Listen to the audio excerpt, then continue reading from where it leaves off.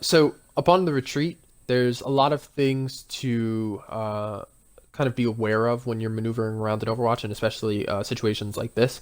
And the game can be very overwhelming, especially for new people who are getting involved, because there's a lot of colors, there's a lot of lights, and there's a lot of enemies, and they can all do very, very different things. But the thing that makes higher level pros awareness so impeccable, and even higher level players in general so able to kind of just know what's going on and where things are happening, is because they limit the number of variables that are happening throughout the game. So, for instance, like I was saying with the start, you know your hold spots on certain maps, right? So as a support, you know where your tanks are going to be because you know their hold spots. Now, all the hold spots might not be correct. They might not do things the proper way, sure, but you know where the tanks are going to be because all tanks hold in the same spot. In each elo, each set of tanks holds in the same spot. In gold, you know, they hold in specific spots. In plat, they hold in different spots, etc., etc. But the supports always know where the tanks are going to be early fight because that's just the spot that they defend. That is just what they do. You know, it's just the acceptable culture of Overwatch that that's where the tanks will be.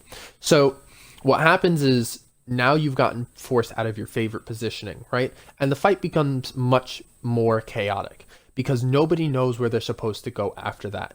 And part of this is down to pathing, and another part of this is down to map knowledge. So if you're coming on to Volskaya Point A and you're playing defense, so let me rotate in a way that's more apt to defense. So we're looking at it from spawn side, defender spawn side.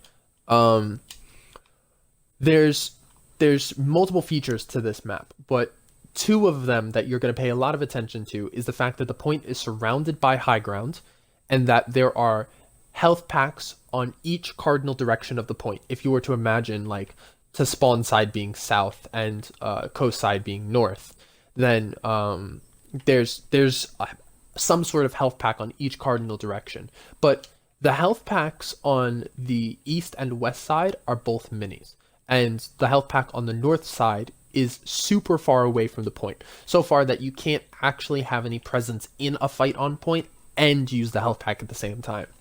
But on the spawner side, towards the south, there's a mega health pack, which is huge for keeping your supports alive and keeping your tanks tempoed when there may not be a support there. So if the tank, let's say the Zarya right here, was to, instead of retreating to the right, retreat to the left, they would have the option of grabbing that health pack and letting the support focus on somebody else.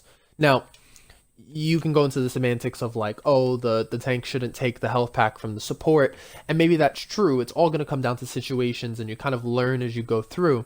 But what you're doing in this situation is you're causing your team to split by not converging on the point that's best for everyone. Like, this is at least good for your support, which is then good for you. So you should be here.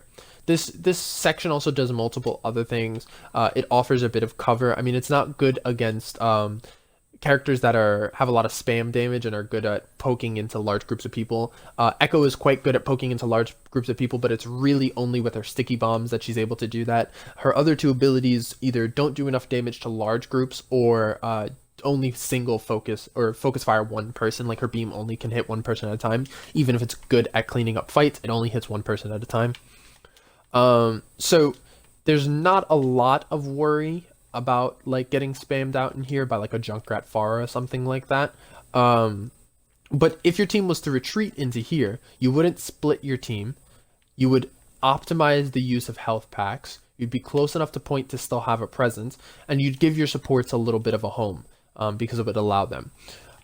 So this is all kind of muddled in the way that I'm saying it because there's a bunch of reasons why this mega health pack is a good positioning, and I hope that you guys are getting some of them. I'll probably want to go over this again so that you can get a clearer picture in a way that I can just list it out instead of like trying to explain via context, because context adds a lot of stipulations and variables that can't always be explained properly because they're too random. But this health pack definitely allows a lot of utility to your team, especially after you've lost a DPS and now you've lost pressure on the enemy team.